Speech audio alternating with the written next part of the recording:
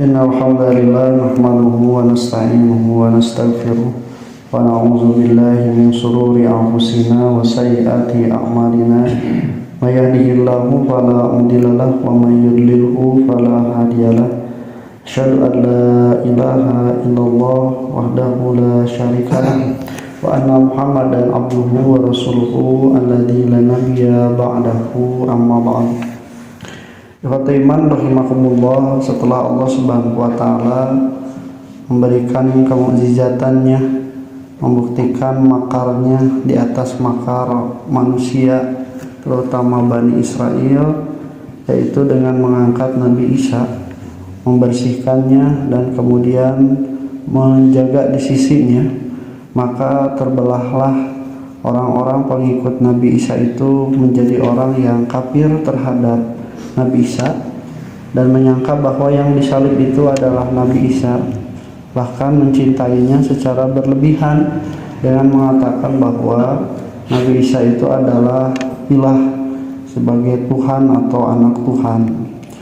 Nah, kemudian muqabalahnya atau nasibnya dulu bagi orang-orang yang seperti itu disebutkan oleh Allah, wa ammal ladzina kafaru fa'u'adzibuhum adzaban syadidan fid dunya wal akhirah.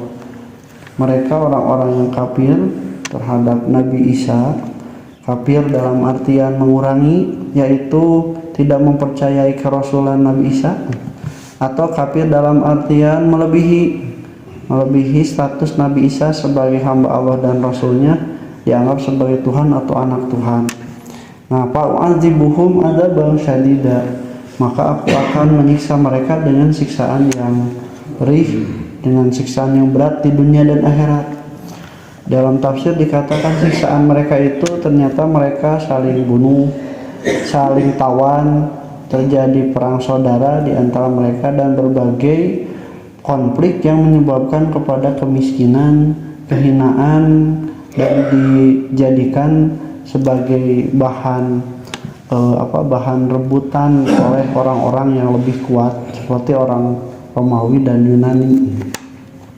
Nah, maka mereka disiksa itu di dunia, dan di akhirat tentu kekafiran mereka itu menyebabkan mereka menjadi penghuni neraka, karena mereka sudah tidak lagi disebut sebagai pengikut Nabi Isa, karena mereka sudah menjadi alladzina kafar, tidak percaya kepada Nabi Isa dengan apa yang Allah Subhanahu wa taala buktikan melalui makarnya. Nah, sedangkan orang-orang yang tetap beriman, wa ammal ladzina amanu wa amilus solihati, adapun orang-orang yang beriman dan beramal soleh dari pengikut Nabi Isa di kalangan Bani Israel, fayuwaffiyahum ujurahum, maka balasan mereka akan disempurnakan.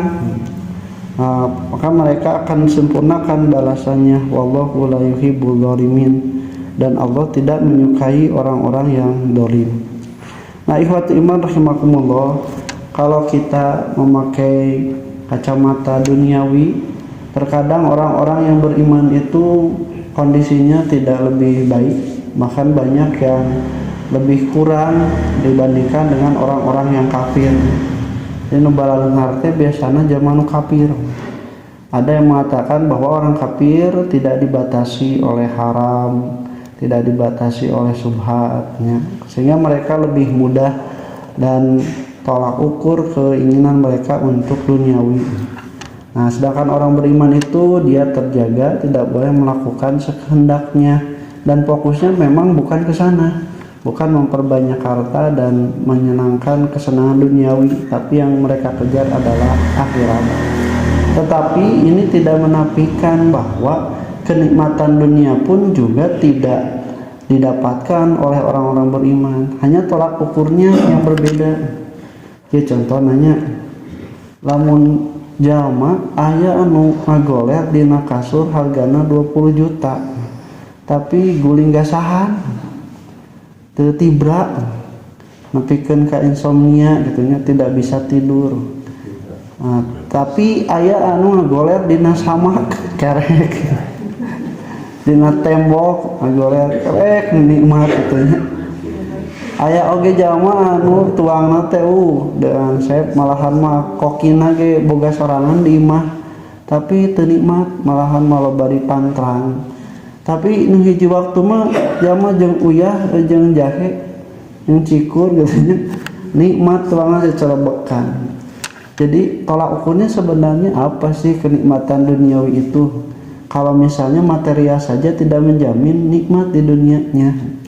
Ternyata kenapa orang beriman itu fayuwafiyahum ujurahum, disempurnakan balasan pahalanya, di dunia pun juga kenikmatannya itu akan paripurna dalam artian memberikan manfaat. Jadi nikmat, tenang, nyaman, sanajan yang uyah istilahnya. Nah, tapi tidak seperti orang-orang yang kafir, ketakutan, sieun leungit, sieun dirampok, sieun anu. Nah, lebih dari itu nya, walaupun misalnya dikesakan orang kafir itu dengan berbagai kenikmatan dunianya itu bisa nyaman, bisa tenang. Jadi emang orang kafir nu bager itu nya mengambil uang, mencari uangnya juga dengan jalan yang tidak curang, tidak mendolimi orang lain gitu nya. Tapi tetap setelah mereka itu mendapatkan kenikmatan itu, mereka terhenti kepada pemikiran anu ukur kieu hungkul gitu nya. Hirup teh gitu nya, menikmati ini teh, dan terkadang ada titik jenuh gitu walaupun menikmati ya. Lobak ribuk di lobak teu enggak cenanya ngahwelang katanya. Pikeun ka mencari pelarian ya, boga anak sieun dihianati, sieun ditinggalkeun, untungna ngurus anjing gitu, ngurus sato sampai tidak percaya kepada manusia, napikeun ka aya sato anu jadi milioner sebab diwarisan kudununganna. Itu Fatimah rahimakumullah, mereka terhenti. Kenapa? Karena ternyata kenikmatan duniawinya itu tidak memberikan arti naon. Tapi kalau orang yang beriman puntennya jeung asina oge jeung uyahna oge ngagoler dina samakna oge, dia itu bangkit kemudian untuk melakukan beriman dan beramal soleh. Ameh jag-jag salatna, ameh jag-jag ibadahna, sanajan ngan ukur jeung sakieu oge, dia itu mendapatkan kesempurnaan dari amalnya. Jadi tidak ada yang merasa sia-sia dari hidupnya itu gitu. Sebab semuanya itu sudah ditabungkan untuk di akhiratnya kelak, dan itu bisa dicapai dengan kenikmatan dunia seminim apapun gitu. Nah, itu yang tidak didapatkan oleh orang-orang kafir. Makanya mereka tersiksa sebenarnya di dunia ini karena tidak menemukan inti dari hidup di dunia ini adalah untuk mempersiapkan bekal setelah kematiannya. Maka oleh Allah fayuwafiyahum ujurahum, balasan mereka itu akan disempurnakan. Kalau sempurna di dunia itu yaitu menjadi wasilah untuk beribadah, untuk mendapatkan pahala. Tapi kalau disempurnakan di akhirat, maka itu diberikan dalam bentuk yang sempurna, yaitu bentuk surga, di mana kenikmatannya tidak lagi sementara dan tidak lagi berpotensi menyengsarakan. Nah, ini telah kita bahas di pembahasan sebelumnya. Itu disempurnakan pahala mereka. Karena setiap amal di dunia itu kecil besarnya itu belum sempurna. Kesempurnaan amal itu ketika amal tersebut selesai dilaksanakan dan ganjarannya diberikan. Jadi anu gawe beres urusanana, lamun gawean anak beres jeung gajina geus dibikeun, tak beres teh geus eueuh deui tuntutan dek tinu dunungan atawa tinu gawe. Tapi kalau misalnya can digaji pagawean geus beres, tak eta can beres urusanana, atawa geus diheulakeun gajina tapi pagaweanna can beres sarua eta tak can beres. Nah, di akhirat nanti akan disempurnakan itu, amal di dunianya dipungkas dengan kematiannya dan pahalanya disempurnakan nanti di akhirat setelah yaumul hisab. Nah, wallahu la yuhibbudz dzalimin. Nah, dan Allah tidak menyukai orang zalim. Zalim yang dimaksud di sini adalah orang-orang kafir tadi ya.